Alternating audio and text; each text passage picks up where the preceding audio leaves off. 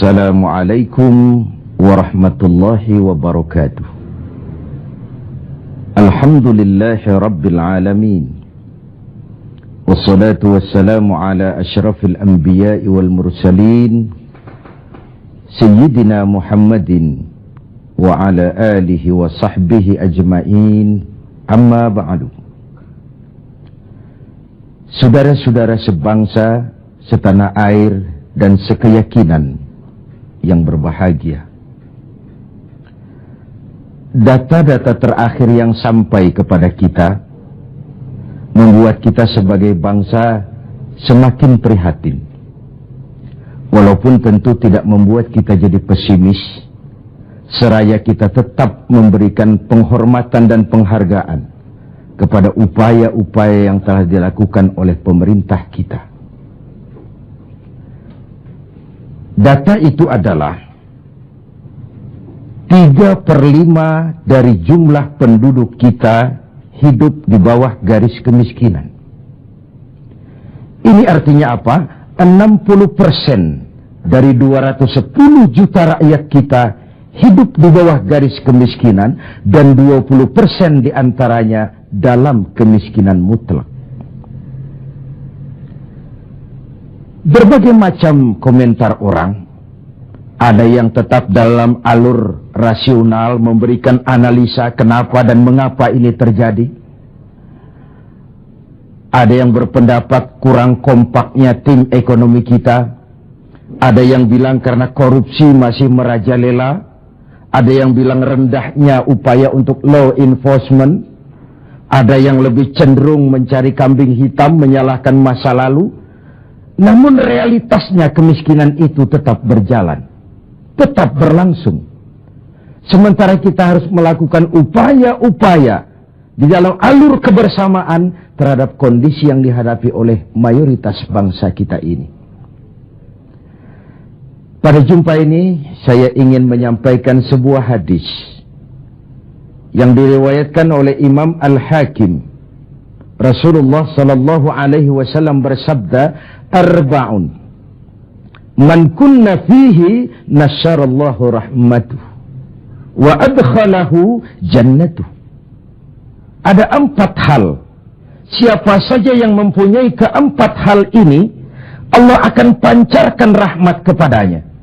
Allah akan pancarkan kasih sayang kepadanya dan dimasukkannya orang itu ke dalam surga. Mari kita lihat semua kita termasuk salah satu saja dari 4 hal yang dibicarakan ini. Yang pertama, man awa miskinan. Orang yang memberikan perlindungan, memberikan tempat tinggal, menaungi orang-orang yang miskin. Allah melebihkan rizki sebagian kita dari yang lain agar dalam hidup terjadi take and give. Karena bagaimanapun kita ini saling memerlukan. Tidak ada orang hebat yang bisa hidup sendirian. Betapa dan siapapun kita memerlukan yang lain. 60% rakyat kita hidup di bawah garis kemiskinan dan bukan mereka punya mau. Padahal subhanallah, kita diberikan negara yang begini kaya, hijau, ranau, subur, makmur. Bumi kita mengandung gas, batu bara, minyak, laut kita kaya, hutan kita kaya, negara kita kaya, dan penduduk kita miskin. What's wrong? Tapi pertanyaan ini bisa mengundang berbagai macam polemik. Oleh karena itu, saya ingin mengetuk hati kita semua. Allah akan memancarkan rahmatnya kepada orang-orang yang santun, berpihak kepada orang-orang miskin. Hukum sering tidak berpihak kepada kemiskinan. Kebenaran sering tidak berpihak kepada kemiskinan. Sehingga dengan demikian, tersudutlah dia di pojok-pojok kehidupan. Padahal ini masalah kita bersama. Sementara Rasul dengan tegas memperingatkan, "Wallahu fi aunil abdi, madamal abdu fi auni akhihi." Allah akan selalu menolong seorang hamba selama hamba itu masih mau menolong saudaranya. Jikalau kita sudah tidak punya kepedulian kepada saudara-saudara kita yang hidup di bawah garis kemiskinan, Jikalau kita biarkan mereka meratap dalam keputusasaan, jangan heran Allah juga tidak akan pernah peduli dengan kita. Sementara kemalangan apa yang lebih besar dalam hidup ini kalau Allah sudah tidak mau peduli dengan kita lagi. Rumah-rumah singgah tetap diperlukan. Pemandangan sehari-hari kita lihat anak-anak kita dalam usia sekolah terpaksa harus berjemur panas terik, terguyur hujan, tidur di tepi-tepi jalan oleh karena tekanan kehidupan. Oleh karena sulitnya lapangan pekerjaan, oleh karena kemiskinan-kemiskinan yang dialami, dan itu semua menjadi tanggung jawab kita untuk berbagi dalam kondisi yang seperti ini. Saudara-saudara sebangsa, setanah air, dan seiman yang tercinta, dengan semangat ini, boleh jadi baju di rumah kita sudah tidak ada artinya. Tetapi ketika kita berikan kepada mereka, akan jadi besar artinya buat mereka. Sementara di rumah kita sendiri, kita sudah hampir lupa ada baju itu. Tidak tersentuh sama sekali. Beratkah kita memberikan sesuatu yang di tangan kita sudah tidak begitu berarti, sementara akan jadi pengarti yang paling besar bagi orang lain. Satu sisi ada orang sakit perut karena kekenyangan, sisi lain orang merintih karena kelaparan. Tidak bisakah kita menyisihkan sebagian saja supaya kita tidak berlebihan dan tetap sehat, sementara yang lain juga tetap tidak merintih kelaparan karena kekurangan makan? Kemiskinan merupakan musuh kita yang paling utama. Dan biang keladinya adalah belum stabilnya perekonomian kita. Penyebabnya bisa bermacam-macam. Karena kurang kompaknya tim ekonomi kita, iya. Karena warisan hutang, iya juga. Baik hutang pemerintah maupun hutang swasta. Karena orang-orang para pemimpin kita belum mampu melakukan terobosan-terobosan ekonomi yang menggembirakan, iya juga. Tapi rakyat kita sesungguhnya, kita lihat. Di lintasan pintu kereta, itu kadang-kadang penjaga pintu juga, kereta masih di mana-mana, pintu sudah ditutup. Panjang sekali antrian itu. Terbes sopir-sopir keringetan. Setengah jam nunggu kereta mau lewat. Ketika lewat keretanya memang 11 gerbong, panjang sekali. Si sopir truk, si sopir bus, si kenek yang kekeringatan itu, pantas saja lama kita menunggu sampai keringetan. Keretanya yang lewat panjang betul. Ada kepuasan batin. Sebaliknya bayangkan, sudah setengah jam nunggu, keringetan, kepanasan, haus, mencekik leher, antrian mobil panjang di lintasan pintu kereta. Begitu lewat, yang lewat ini cuma lokomotif, nyumpah-nyumpah kenek-kenek sopir, sialan. Dikira apa setengah jam kita nunggu, cuma begitu yang mau lewat. Ini artinya apa? Secara psikologis, rakyat kita ini mau menunggu, rakyat kita ini mau berkorban, rakyat kita ini mau memberikan apa yang mereka bisa untuk sesuatu yang besar, untuk sesuatu yang monumental, untuk sesuatu yang bisa merubah keadaan mereka. Jangan biarkan rakyat kita menunggu dengan kecewa karena begitu lama menunggu, yang lewat cuma lokomotif, cuma kepala kereta yang lewat. Mereka merasa penantian setengah jam sia-sia, pengorbanan peras keringat, haus mencekik leher, jadi konyol ketika yang lewat cuma sebuah lokomotif. Begitulah, kadang kita masih terkontaminasi oleh pola lama. Sebagian dari pemimpin kita masih memandang bahwa jabatan itu fasilitas dan kekuasaan. Lebih celaka lagi bahwa jabatan adalah jalan pintas untuk menuju kaya. Merasa giliran. Kemarin kan giliran kamu, sekarang giliran saya. Sepanjang jabatan masih dianggap sebagai fasilitas dan kekuasaan, apalagi jalan pintas untuk menuju kaya, itu rampok. Negara sedang sakit. Ini musim kerja bakti. Pesta sudah selesai. Ini saatnya kita cuci piring. kita, dalam artian seluruh komponen bangsa, ya birokratnya, ya teknokratnya, ya ekonomnya, ya agamawannya, ya politisinya, semua kita, ini merupakan tanggung jawab kita secara bersama-sama. Man awa miskinan, orang yang santun kepada orang-orang yang miskin, memberikan tempat bernaung, tempat tinggal, mendidik, memberikan kesempatan pendidikan kepada anak-anak mereka, sehingga anak-anak itu yang juga anak-anak kita punya hak menatap hari esok dengan pasti, punya hak menggantungkan harapan dan cita-cita, seperti juga anak-anak lain punya harapan dan punya cita-cita. Marilah kita semua menyadari hidup ini sebuah putaran menunggu giliran. Dan jabatan adalah amanah. Sementara menyia-nyiakan amanah adalah khianat. Lebih jauh dari itu, agama mengajarkan apapun yang kita miliki dalam hidup ini sebuah titipan. Harta, titipan. Jabatan, titipan. Ilmu pengetahuan, titipan. Kalau titipan harus disikapi dengan dua. Pertama, titipan harus dijaga baik-baik. Masa ada orang datang ke rumah saya, Pak, saya titip mobil sebentar. Oh, silakan.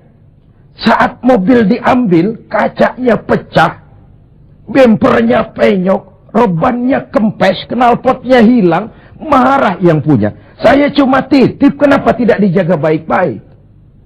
Begitulah Allah menitipkan jabatan kepada kita. Saat nanti diambil jabatan itu berlumur korupsi, berlumur kezoliman, tipu daya, trik, rekayasa.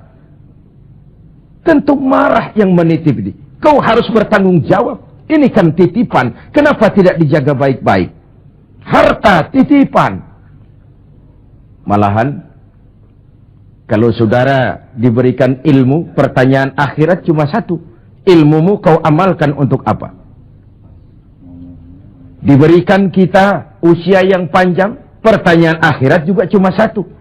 Usiamu kau habiskan di mana? Tapi diberikan kita harta, pengadilan akhirat akan bertanya dua. Hartamu kau dapat dari mana? Kau belanjakan kemana? Depan dan belakangnya ditanya, dari mana dan kemananya. Itu sebabnya Rasulullah berpesan, hasibu anfusakum qabla an tuhasabu. Hitung dirimu sebelum Allah yang menghitungnya. Dengan bahasa sekarang, kalau malam-malam ada baiknya kita putar film hidup kita ini. Sejak akil balik sampai sekarang, lihat adegan-adegan yang pernah kita lakukan. Oh, tanggal sekian, bulan tahun sekian, saya nyolong, saya korup. Tanggal sekian, bulan sekian, saya nempeleng orang tanpa alasan yang benar. Putar film itu. Apa target dari semuanya? Kalau ada adegan yang tidak pantas, sekarang ini kita masih bisa melakukan sensor. Taubat maksudnya, pemutihan. Ada suara yang kurang jelas, masih bisa dubbing. Ada alur cerita yang kurang utuh, masih bisa editing. Proses sensor, proses editing, proses dubbing masih dimungkinkan sekarang. Sekarang, di dunia ini. Kalau nanti di padang mahsyar Allah yang memutar film kehidupan kita, tidak akan ada waktu lagi untuk sensor, dubbing, editing, yang ada tinggal pertanggungan jawab. Dan hari itu seperti sering kita baca dalam surah Yasin, al-yawma nakhtimu ala afwahihim wa tukallimuna aydihim wa tashhadu arjuluhum bima kanu yaksibun. Mulut mereka kami gembok, tangan mereka akan laporan, dan kaki mereka akan memberikan kesaksian terhadap apa saja yang telah mereka lakukan. Jabatan adalah titipan. Dia harus dijaga baik-baik. Yang kedua, kalau titipan tidak boleh membuat orang arogan, sombong. Dititipi, sekadar dititipi kok sombong. Apa alasannya? Orang titip mobil ke rumah saya, yang punya mobil pergi, saya petatang keteteng, membangga-banggakan. Ini mobil hebat, ini mobil mutakhir, ini mobil canggih. Mobil orang titip. Begitulah kita. Ini jabatan. titipan. Kenapa harus sombong? Ini harta, titipan. Kenapa mesti sombong? Ini ilmu pengetahuan, titipan. Kenapa harus sombong? Titipan tidak perlu membuat kita jadi arogan. Bahkan kalau dia jabatan itu top, kata orang Belanda, legend is louden. Memimpin adalah jalan menderita. Pemimpin adalah orang yang kesepian. Di dunia diikat dengan berbagai macam aturan, di akhirat akan dibuka perkaranya yang besar-besar. Kesepian karena pada dasarnya pemimpin mengorbankan privasinya, bahkan keluarganya. Seorang presiden, seorang wakil presiden tidak punya anak, tidak punya ibu, tidak punya bapak, tidak punya paman. Yang punya paman itu pribadinya. Kalau presiden punya anak, lalu anak-anaknya jadi warga negara kelas 1, ikut-ikut ngurus negara, kan ini penyakit kita. Biarkan pemimpin sebagai pemimpin. Karena memimpin adalah jalan menderita. Dan pemimpin pada umumnya orang-orang yang kesepian. Ini musim kerja bakti. Hanya dengan semangat kebersamaan, ke atas saya mengingatkan, ke bawah saya mengimbau. Mari kita berbagi rasa dengan saudara-saudara kita yang hidup di bawah garis kemiskinan. Karena bukan saja ini tanggung jawab nasional, tapi juga tanggung jawab keagamaan. Seorang muslim baru sempurna imannya jikalau dia merasakan apa yang dirasakan oleh tetangga sebelahnya. Bahkan tidak sempurna iman kamu jikalau kau tidur dalam perut kenyang sementara tetanggamu merintih kelaparan. Belum sempurna imanmu. Begitu kepekaan Islam sampai iman dijadikan taruhan terhadap perbaikan nasib orang-orang miskin. Bukan sekadar sebuah slogan. Bukan sekadar sebuah simbol. Tapi sebuah realita kehidupan beragama. Tangan di atas lebih baik daripada tangan di bawah. Orang mukmin yang kuat lebih disukai Allah ketimbang orang mukmin yang lemah. Lemah ekonominya, lemah pendidikannya, lemah jaringan sosialnya, lemah kebudayaannya. Orang mukmin yang kuat lebih disukai Allah daripada orang-orang mukmin yang lemah. So, kalau kita dalam posisi itu, sekaranglah waktunya untuk berbuat. Jangan biarkan saudara-saudara kita merintih kelaparan. Anak-anak dalam usia sekolah terpaksa keleleran di jalan. Atau terpaksa harus kerja di bawah usia. Memang kadang kita berhadapan dengan siklus lingkaran setan. Pendapatan rendah, kenapa? Karena kemampuan rendah. Kemampuan rendah, kenapa? Karena pendidikan rendah. Pendidikan rendah, kenapa? Karena kurang gizi. Kurang gizi, kenapa? Karena biaya hidup tinggi. Biaya hidup tinggi, kenapa? Karena pendapatan rendah. Begitu berputar lingkaran setan ini.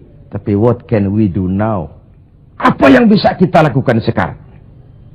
Buat tetangga kita, buat masyarakat lingkungan kita, setidaknya man awa miskinan, orang yang menolong orang-orang miskin, memberikan tempat tinggal, melindungi mereka, akan dipancarkan rahmat Allah kepada mereka. Kasih sayang Allah akan berlimpah.